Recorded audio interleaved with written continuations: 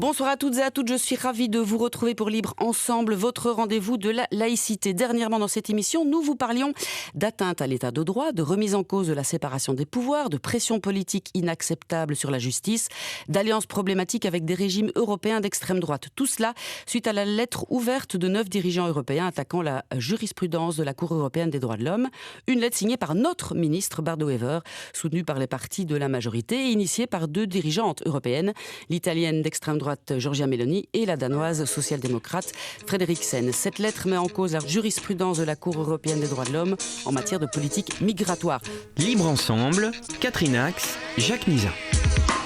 Nous avions à l'époque à notre micro Françoise Tulkens, ancienne professeure émérite à l'UCL et ancienne vice-présidente de la Cour européenne des droits de l'homme.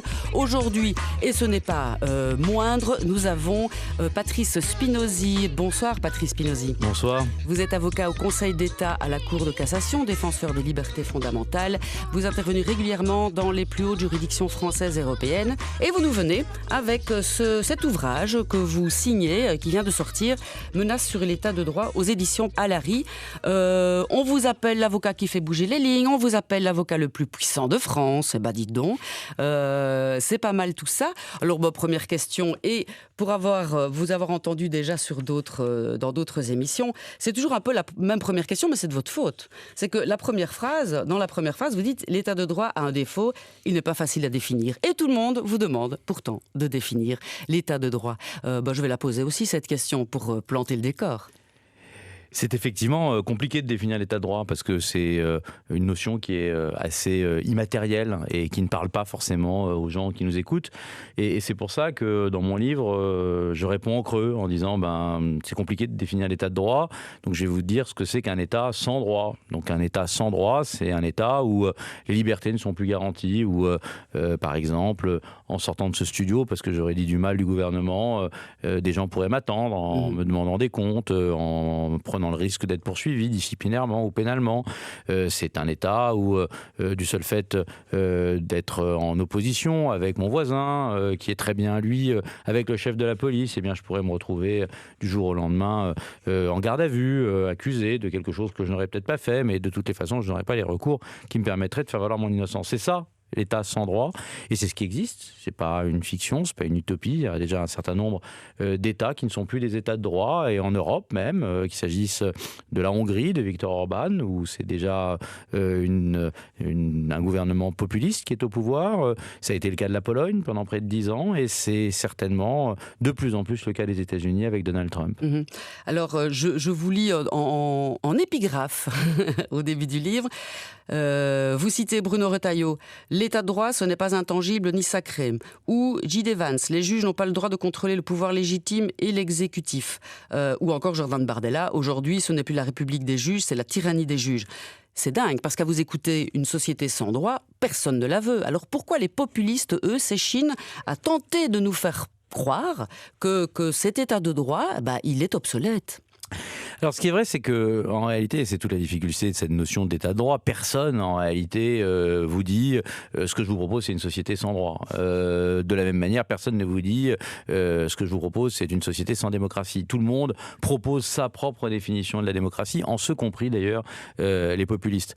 Il faut bien comprendre en réalité ce qu'est ce que j'appelle le populisme. Le populisme, c'est l'opposition instrumentalisée par des politiques entre d'un côté la volonté du peuple et de l'autre une élite qui s'accaparerait en réalité le pouvoir.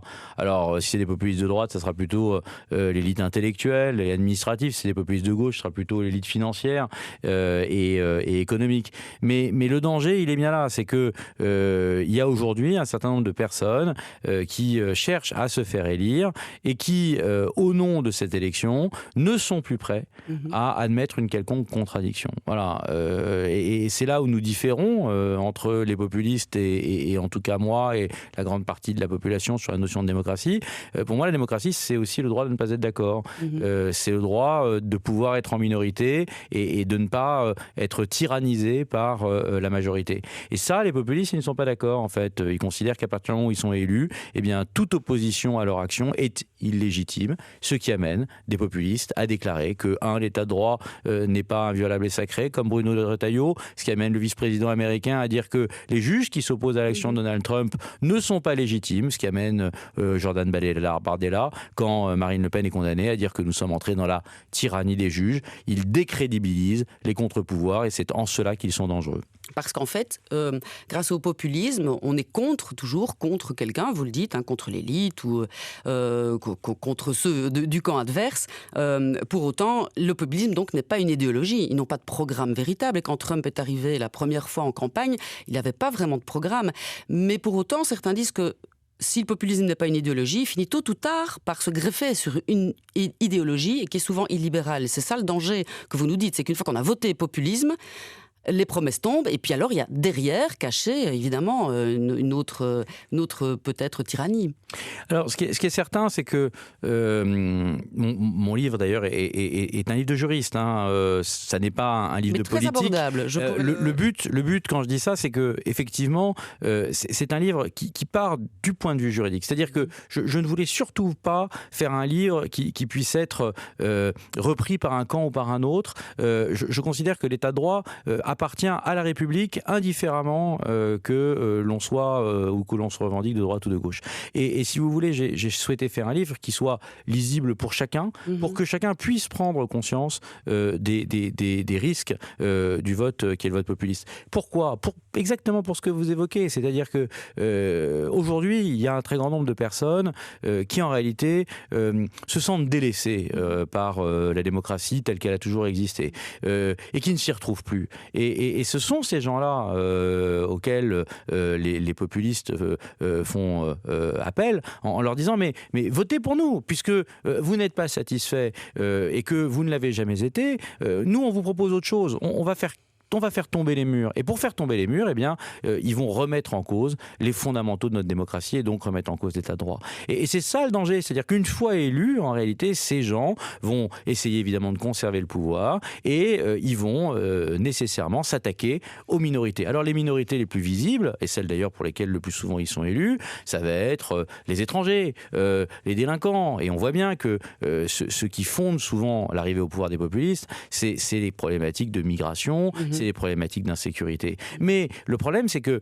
une fois que cette mécanique elle est mise en place, elle va valoir pour tout le monde. Elle va valoir pour les minorités ethniques. Donc, quand vous êtes un national d'origine étrangère, vous prenez un risque. Elle va valoir pour les minorités sexuelles. D'une façon générale, dans tous les gouvernements populistes, les minorités LGBT+, sont systématiquement stigmatisées ou remises en cause. Et je ne parle évidemment pas des opposants politiques qui, le plus souvent, voient leur liberté d'expression réduite. Donc on voit bien comment ces mécaniques d'oppression se mettent en place, de la part non pas de gouvernements qui sont des gouvernements tyranniques, mais des gouvernements qui ont été élus démocratiquement, mais qui instrumentalisent à leur bénéfice les règles qui sont les règles du droit, non pas dans un esprit de garantir la liberté de tous les citoyens, mais surtout de garantir leur propre stabilité au pouvoir et d'aider les personnes qui sont ceux qui les aident à se maintenir au pouvoir. Et votre livre, c'est un signal pour dire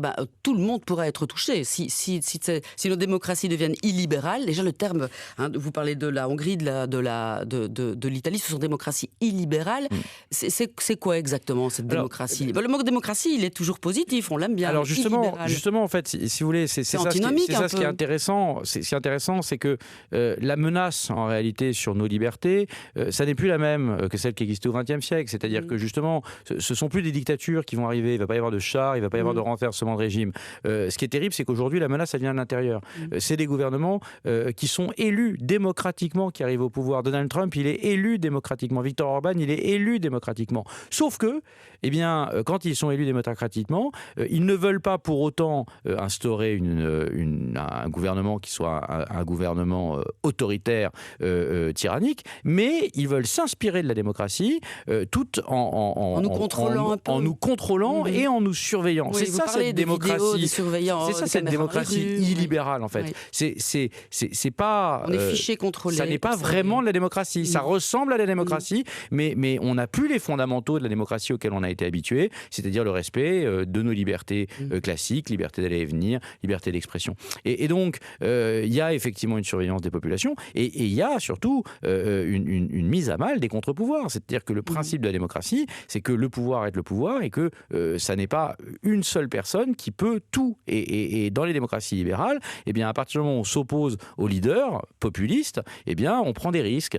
Moi, ce que j'ai vu à titre personnel, quand j'ai été en Pologne, c'est des magistrats qui n'avaient pas prêté allégeance au pouvoir, qui prenaient des risques et dont ils savaient qu'en rendant des décisions qui étaient défavorables aux intérêts de l'État, ils pouvaient être poursuivis disciplinairement, ils pouvaient être interdits d'exercer. C'était la même chose pour les avocats. Moi, j'ai vu des gens qui faisaient leur travail vivre dans la peur d'être mis en cause parce qu'ils n'avaient pas servi les intérêts de l'État. C'est ça le danger de l'illibéralisme, c'est ça le danger aujourd'hui. Et c'est ce qu'on voit aux États-Unis. On voit bien qu'aujourd'hui, s'opposer à Trump, eh bien, c'est dangereux. On prend un risque pour son activité, on prend un risque pour sa sécurité, et on a même vu des magistrats incarcérés précisément parce qu'ils avaient simplement appliqué le droit en matière d'immigration. Et donc, on voit bien que c'est bien ce basculement-là auquel nous sommes susceptibles d'être confrontés. Et alors, vous le dites aussi, le grand danger, c'est que même si le gouvernement change,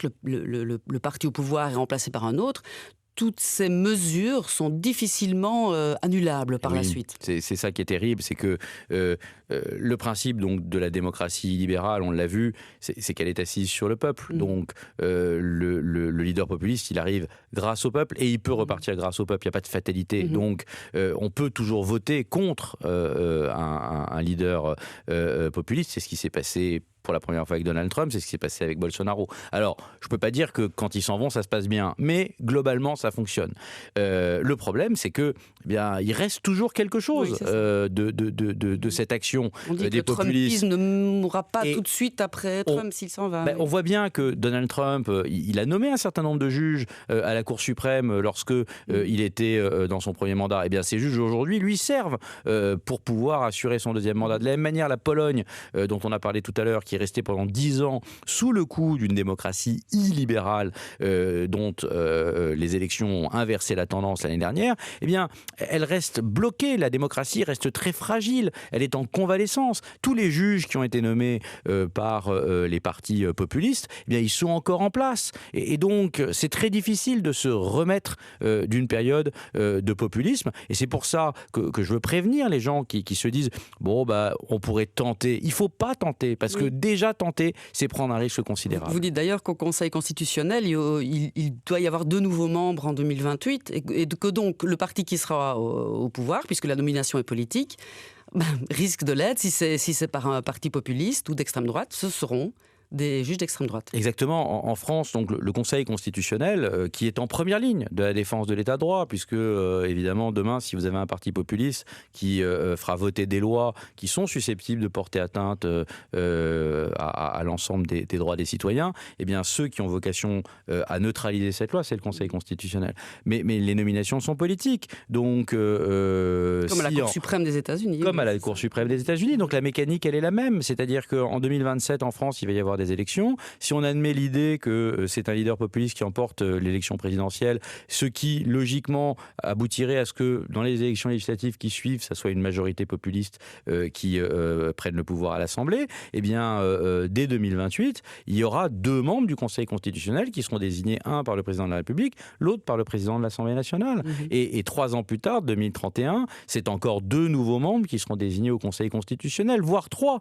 si entre-temps le Sénat est tombé. Donc on voit bien comment, très rapidement, en 4 ans, en tout cas en France, un des bastions de la défense de l'état de droit peut être pris par le gouvernement populiste avec une majorité qui serait inversée et donc une cour constitutionnelle qui validerait tout ce que ferait le gouvernement populiste. Donc ça va très vite en réalité. On n'aura pas de coup d'essai dans cette affaire. Alors vous dites qu'il faut être vigilant. Alors c'est vrai, on vous entend bien, mais quand on a peur, c'est difficile d'être vigilant. Quand on ne sait pas remplir son frigo en fin de semaine, c'est difficile d'être vigilant. Quand les fake news vont 6 fois plus vite que les news, c'est difficile d'être vigilant. Si on en croit Steve Bannon, flood the zone with shit, inonder la zone de merde. Excusez-moi pour ce vilain mot à l'antenne, mais c'est lui qui le dit. Alors forcément, c'est difficile de dire au peuple, ne les croyez pas, faites-nous confiance. Alors, comment les ramener à un état un jugement critique plus précis? Alors, là où vous avez parfaitement raison, c'est que il faut réconcilier les Européens au sens large et l'Occident, en fait, avec l'état de droit. C'est-à-dire que l'état de droit c'est fait une mauvaise réputation parce qu'en fait, il s'est lui-même phagocyté. Trop de normes, un excès de droit a tué le droit. On a développé beaucoup trop de législation et aujourd'hui, l'état de droit n'a plus la mobilité. Il est compliqué, il ne parle plus en tout cas aux gens. Il est difficile. Donc, le narratif n'est pas le bon, en fait. Il faut aujourd'hui absolument que... Les populistes ont un meilleur narratif. Les populistes, ils proposent autre chose. Donc, si vous voulez, quand vous êtes malheureux et que l'époque ne vous va pas, eh bien, vous allez plutôt aller vers ceux qui vous disent « on va tout changer » que vers ceux qui vous disent « écoutez, ça ne va pas très bien. » On va faire un petit peu de ménage, mais on va continuer. Mais on va continuer. Donc, il y a évidemment cette difficulté-là. Il y a un effort fondamental à faire de la part de nos hommes politiques. Moi, ce que je veux dire à ces gens qui nous écoutent et qui sont dans cette incertitude et qui en réalité sont prêts soit à voter pour le populisme, soit à laisser les populistes arriver au pouvoir. Je dis, vous lâchez la proie pour l'ombre, même si évidemment c'est insatisfaisant. Mais la réalité, c'est que tous, globalement, notre génération, je nous décris comme les enfants gâtés de la liberté, c'est-à-dire que nous avons reçu la liberté d'aller et de venir, la liberté de parler, la liberté de faire ce que l'on veut. On n'a pas dû se battre, nous. On est de la même génération. J'ai vu votre date de naissance, on est de la même année. On ne s'est pas battu. On ne s'est pas battu. C'est nos mères et nos pères qui sont battus pour les syndicats, pour l'émancipation de la femme. Et pour... Ensuite, on n'était pas nés, nous deux. Et même avant cela, la guerre. Enfin, la réalité, c'est que la démocratie libérale dans laquelle nous vivons aujourd'hui, elle a été construite, mise en place après la Deuxième Guerre mondiale, par ceux qui avaient constaté les horreurs qui pouvaient advenir lorsque, justement, on vivait l'époque de l'Europe des nations et où chacun pouvait faire ce qu'il voulait chez lui et où les libertés n'étaient pas suffisamment garanties. C'est ça ce qui est en jeu en réalité aujourd'hui. C'est cette liberté dans laquelle nous avons toujours grandi et à laquelle nous sommes totalement habitués et qui aujourd'hui est remise en cause par les populistes. Il ne faut pas se tromper à cet égard. C'est-à-dire que voter pour les populistes, c'est croire à tort, à très court terme, qu'on verra son quotidien s'améliorer. À ces gens-là, je dis, ça n'est pas vrai. À moyen terme, en réalité, le populisme se retournera contre vous. Vous ne ressortirez pas indemne du populisme. Acceptez le principe du populisme. De toute façon, les femmes aussi. Mais les femmes, vos filles, vos mères, vos femmes. La liberté que nous avons reçue en héritage, on a un devoir à l'égard de ceux qui nous l'ont transmise, au moins de la restituer à nos enfants. Alors notre génération est quand même la génération qui a détruit une grande partie de la planète. Nous avons quand même beaucoup remis en cause la stabilité économique. Je pense qu'on pourrait au moins éviter de remettre en cause la liberté, cette garantie exceptionnelle dans laquelle nous vivons actuellement et dont nous nous rendons plus compte. Et moi, c'est ça le sens de mon livre. C'est chérissez la liberté. Elle est précaire, elle est rare et elle est fragile. Et l'esprit critique, analyser chaque phrase dite, et c'est tout de même grave quand on voit que votre ministre de l'Intérieur, Bruno Retailleau, dit il y a quelques jours que mai 68 a fabriqué des barbares dans le JDD, que nous payons la facture de mai 68, mais c'est remettre tout le combat féministe pour l'émancipation, les syndicats et autres complètement à côté. C'est faux, absolument faux. C'est pas républicain de dire ça. Mais ça ne l'est pas. Et d'ailleurs, c'est la perméabilité d'un certain nombre d'hommes politiques qui appartiennent à des partis républicains, comme Bruno Retailleau, aux idées du populisme. Il dit aussi, vous l'avez cité tout à l'heure, l'état de droit n'est pas intangible et sacré. Vous avez cité la situation en Belgique où aujourd'hui, un gouvernement qui est un gouvernement républicain va apposer son nom à une lettre et il mêle la Belgique à des États qui sont des États populistes qui revendiquent une limitation des pouvoirs de la Cour européenne des droits de l'homme. C'est même des gouvernements d'extrême droite, on peut oser le mot aussi. Tout à fait, ce sont deux gouvernements d'extrême droite qui ne sont pas forcément encore des démocraties illibérales parce qu'on n'a pas encore une mise en cause et une révolution de l'état de droit en Italie comme ça peut être en train d'être le cas aux États-Unis. Mais ce que je veux dire, c'est que quand on voit la Belgique, qui est un pays qui a toujours été fondamentalement attaché aux libertés, qui a une proximité géographique et idéologique avec la défense de la Cour européenne des droits de l'homme, mettre son nom sur cette lettre, eh bien, ça crédibilise en réalité l'action des populistes qui vont dire dans l'Europe en disant mais regardez, même les Belges sont d'accord avec nous. Et c'est ça qui est dangereux en fait. C'est ça ce que j'appelle moi cette sorte de populisme du centre, populisme de lâcheté qui est celui aujourd'hui de nos dirigeants, qui sont républicains mais qui sont perméables aux idées du populisme et qui font le lit en réalité de partis qu'ils prétendent combattre. Et c'est bien ça le danger. C'est pour ça que nous citoyens, il faut qu'on soit réactifs à ça. Il faut qu'on en ait conscience. Et il faut qu'on ne soit pas dupe de cela. Voilà. Ce qui ne pouvait pas être dit il y a quelques années encore, aujourd'hui est décomplexé. Ah, totalement. On est quand même sur un narratif d'extrême droite qui remplit même nos émissions, nos médias, nos journaux. On n'est pas assez vigilant non plus. La difficulté, c'est qu'il y a effectivement une grande libération de la parole, puisque au fond, les gens se disent maintenant on peut tout dire, ou en tout cas il n'y a plus de limite à ce que l'on peut dire. Et vous touchez à un point qui est un point aussi très important, qui est la liberté d'expression et le pluralisme dans les médias. Voilà. Et ce qui est vrai, c'est que assez systématiquement, les populistes, ils s'attaquent évidemment, on l'a dit, à l'autorité judiciaire, mais ils s'attaquent aussi systématiquement aux médias. Les médias sont un contre-pouvoir au populisme. Médias, universités. On joue avec Trump. Exactement, parce que ce sont des lieux qui sont des lieux de la pensée, ce sont des lieux de l'opposition. Du libre examen. Et donc, le populiste ne veut pas ça. Il ne veut pas être contredit. Il veut n'avoir que son propre discours qu'il forge lui-même. On voit bien que les populistes, et on voit bien la méthode de gouvernement de Trump, a un rapport à la vérité qui est très particulier. Le populiste réinvente sa propre vérité. Et pour ça, il a besoin de médias. Il a besoin de médias qui le suivent. Et surtout, il a besoin de médias qui ne s'oppose pas à son contre-discours de vérité. C'est aussi le problème de l'image et du discours de la gauche. On le voit aussi chez les démocrates aux États-Unis ou chez nous. C'est qu'il n'y a plus de narratif, de récit, de mythe de la gauche à offrir à une population.